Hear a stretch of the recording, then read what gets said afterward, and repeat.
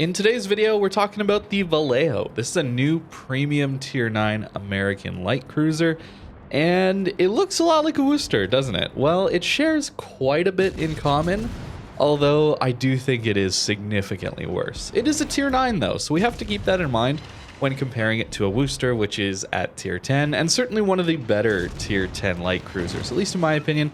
I really do enjoy playing the Worcester.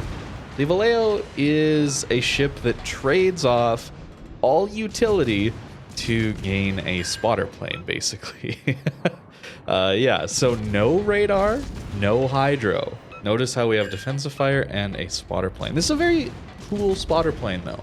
It has a 10-second reload, so you can use it for a minute. That's how long it lasts. And then only 10 seconds later, you can use it again. So for all intents and purposes, this ship has, 19 kilometers of range. And crucially, this ship also has a better drag coefficient than Worcester. So at closer ranges, the shell velocity in that matters a lot. So it has the same shell velocity as a Worcester. But at longer ranges, the drag coefficient on these shells, or how fast they slow down in the air, that matters way more. And the Vallejo is a little better than the Worcester. So your shell arcs are a little bit better at range, making it a little easier to shoot at battleships at longer ranges. So it's a farming ship. It's not a utility cruiser. And you know what? Fair enough. If you're a Worcester at tier 9, but you lack all the utility, I can see that being a pretty solid premium. This is a ship that is available for steel. Should be available right now at the start of update 11.9 here. And it should be available for 22,000 steel, which is one of the more difficult currencies to get your hands on. So is this ship going to be worth it? Well, I really don't think so. And the big issue here is that on top of trading all of that excellent utility that Worcester has just to have this DPM, well, you don't actually have Worcester DPM. Worcester has, at stock settings on no upgrades, 344,000-ish HE DPM. The Vallejo has 216,000 HE DPM. So a pretty massive drop there. And, well, okay, it's a tier 9, not a tier 10. What about the Seattle, the other tier 9 light cruiser that has utility, that has a radar, it has a hydro? Well, the Seattle has 243,000. So we're quite a bit less DPM than even a Seattle, which is not known as being the best cruiser in the world, but that may come down to its poor turret angles and overall squishiness. Vallejo does have an interesting gimmick where it has a 38mm deck. Yeah, so the side armor, the upper belt armor is 25, but the deck armor is really strong, enough to auto bounce most AP, if not all AP in the game, assuming you're at a sufficient enough angle. So it's a reasonably tanky ship when you're perfectly angled to things. And that's what we're going to abuse here, or at least make use of here. The San Diego, of course, only has sap and armor piercing, so he's very much looking for a broadside target. So if we angle extremely well, we're not going to take very much damage at all while we farm out this Vanguard. And to be honest with you, as someone who plays a lot of Worcester, I did find this ship quite disappointing to play. As many of you know, I tend to just go in and play these ships without looking at the stats, but I decided to look at them before making this video, and it makes sense why I was pretty disappointed in this ship. It felt like the damage took forever to rack up. We're barely over 100k here, and a ship like the Worcester would be easily able to burn down all these battleships much quicker, in my opinion.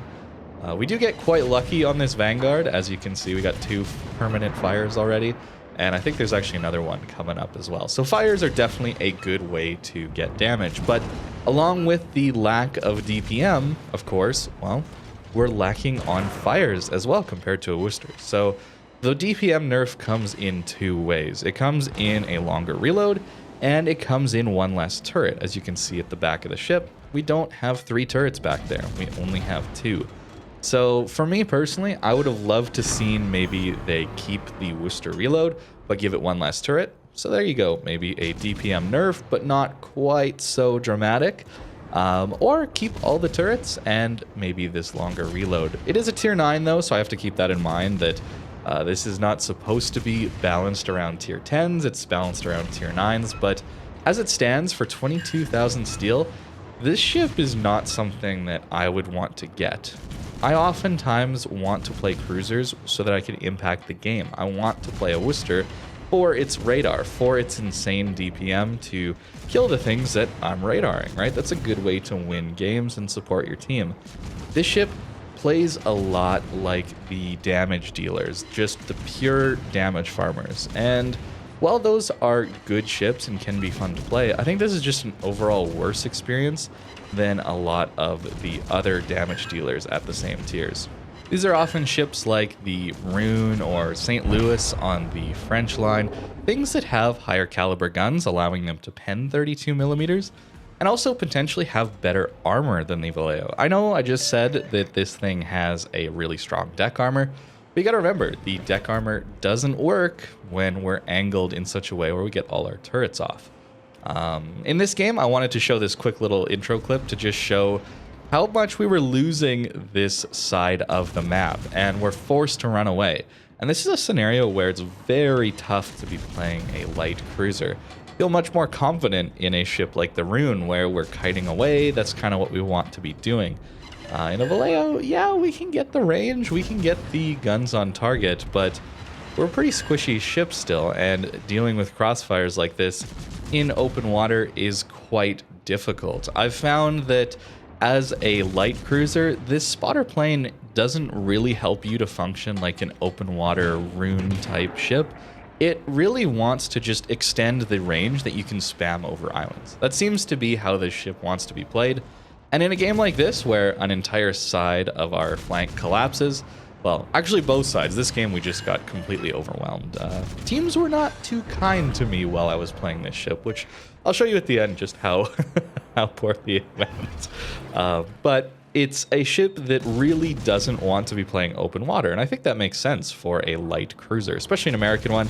They tend to want to play around islands, and this spotter plane gives you that extra range to use some islands that maybe you wouldn't be able to with the shorter range on the other American light cruisers.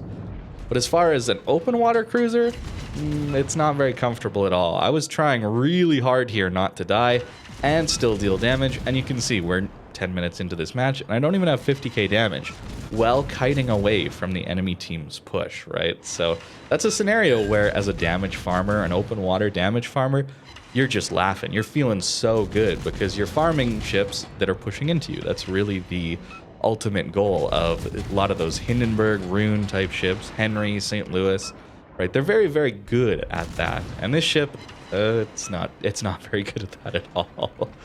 So we're forced basically to push into a curve first. I get reasonably lucky. He didn't aim particularly well for our broadside turn.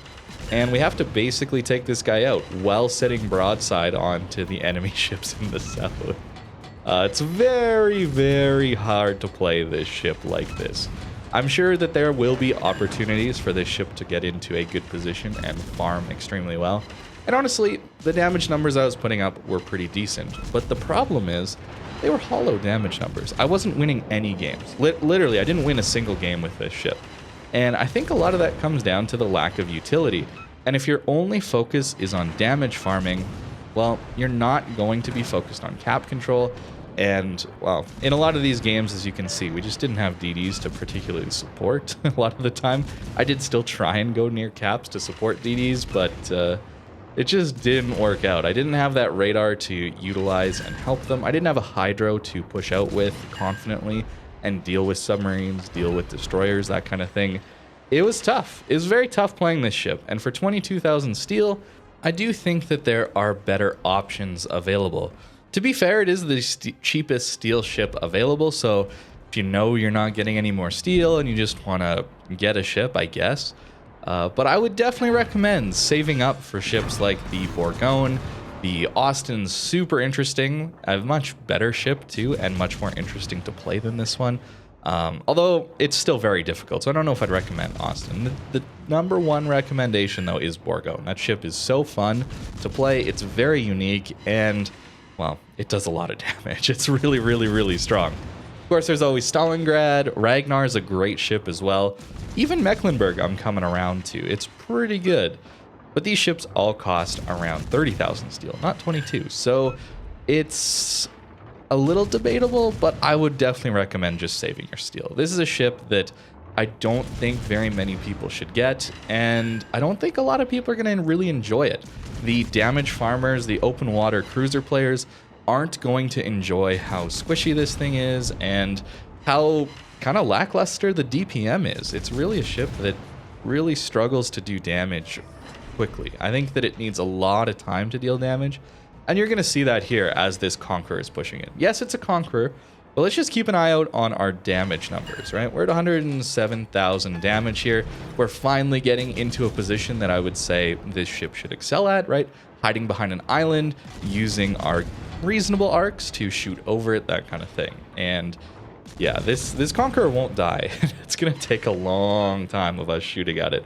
I keep in mind there's other ships on our team also shooting at it. So yeah, it's going to be a little bit rough with this thing. So who is this ship for? Like I mentioned, the heavy cruiser, open water damage farmers probably aren't going to enjoy this one very much. It certainly didn't play like that. It felt very uncomfortable in that open water role. As someone who also enjoys to play the light cruisers up close to caps, supporting DDs, and farming battleships when they come in, the lackluster DPM, no utility of radar or hydro really was a massive turnoff. This was really disappointing because if you don't have good teammates, especially destroyers who are going to push in reasonable ways to spot and hopefully contest other destroyers in a way that you can help, it's going to be really rough with the Vallejo, where ships with radars, Seattle, Worcester, these kinds of things, they can do a lot of cap control and cap contesting on their own. You don't necessarily have to rely on your destroyer teammates to play in the optimal positions for you to impact the battle. These radars are really, really useful for that. So that's a really frustrating experience when I'm used to that Worcester and then I move over to the Vallejo and there's none of that utility. And I'm losing all the games I'm playing. I think I lost basically every game I played in this ship for an hour and a half. And then I needed a little bit of a break after that. It was rough. But I mean, blowouts, that kind of thing do happen quite a bit. And it's really too bad that a ship like this needs a long game to really make itself useful when the game is getting faster and faster and faster. So I think over time we're going to see this ship do even worse as the game speeds up more and more with faster spotting earlier into matches, better long-range DPM and damage output. I think games are only going to get quicker and we're only going to get more blowouts. And it's really a struggle in a ship like the Vallejo. Well, we got up to 150,000 damage. Pretty interesting that we only got to 150k. Like what, 40k more than we had back when I mentioned it. The DPM is pretty bad. Fortunately, though, the gimmick of this deck armor is quite nice if you make dumb mistakes like I just do here. I just saw go to island and farm over island. That's what my brain was thinking here. I was kind of getting a little tilted. This is later in the session for sure. And a massive misplay. I'm the farthest one forward here, getting a ton of focus from the enemy team. So we just angle bow in, and we actually take very little damage here. So it is useful. It is very good in situations like this where you make a mistake and just need to angle to the enemy battleships. But I don't think it's enough to make up for the lack of utility with the no radar and hydro, and the lack of DPM really too. It's a light cruiser that wants to farm damage but doesn't have the DPM to actually farm that damage. And it trades all its utility to gain that ability. It's very strange. It's a very strange ship to me. But moving on to the last clip of gameplay I've got for you, I should talk about the AA. It's pretty useless. No surprises there that AA doesn't really do much these days. This is against a Kaga, a tier 8 carrier. So a ship like the Vallejo, which seems to have close to Worcester AA levels, it has a defensive fire. And keep in mind, we do have that 6.9 kilometer AA bubble. It should be good AA, right? And yet Kaga is more than capable of getting strikes off on us through defensive fire, which is pretty sad to see, because usually when you see a lower tier carrier than your ship in a supposedly good AA ship and you pop defensive fire, it seems like, at least in the past, that I've seen that these ships tend to not get struck, and especially through defensive fire, the planes just melt. So what happens now if we don't have defensive fire available and we have to deal with the Kaga planes? Yeah, I think you know what's gonna happen here. This game, of course, was very much lost. There's really not much we could do, but we did get up to, what, 160k already? The farm did happen a little bit this game. We got decent damage, but it's all too late. Notice how all these games are just way out of hand. Even though I have decent damage numbers, there's just no way that any of these games could be pulled back to wins. We're shooting down planes. We're only shooting down his fighters that he just dropped, right? Keep that in mind, that these plane numbers we're getting here are just empty. Totally empty, because they're just shooting down the fighters. Now we're finally maybe starting to shoot down some of the actual strike planes, and as you can see, I make a pretty dumb turn here back into the planes, giving them a free drop. I assumed that we were killing them. Well, I guess that's my own fault for thinking an AA ship would shoot down planes before they get 2 drops in on us. So yeah, we end up dying and losing this game as well. No surprises there, but yeah, the AA is really not good either. So I just can't see the reason to get this ship. And yeah, there you go. You can see the actual session I had. And the one victory I did have was a massive blowout, and the game ended in 5 minutes. So if you do end up getting the Vallejo, let me just show you the build, at least that I was running. Maybe there's a different one that could work, but just quickly, the reason there's a Seattle on your screen is that I actually don't have the Vallejo and on my account anymore. I even checked my CC account and it's not here yet. So it'll be there eventually, I'm sure, on at least the CC account, but not here yet. So that's why Seattle's in front of you. But this is the build that I was using. I did take Superintendent for the extra heals. I took Survivability Expert because, well, I wanted to stay alive as a ship that sometimes had to do open water stuff.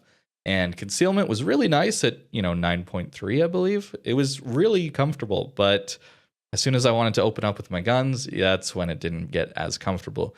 The reason I say you might want to do something different than this is you might actually want to go heavy HE, maybe even take IFHE. The fires are kind of, well, hit and miss, very RNG heavy, so maybe going for something like this, more guaranteed damage, would have been better on the Vallejo, but yeah, it was a bit rough. It was a bit rough to play. And here's the upgrades. I went for DPM because we had that spotter plane to always have more range if we needed it, but didn't need to take range. I took Concealment, Propulsion, aiming systems, and even then, sometimes the aiming was a little bit, I don't know.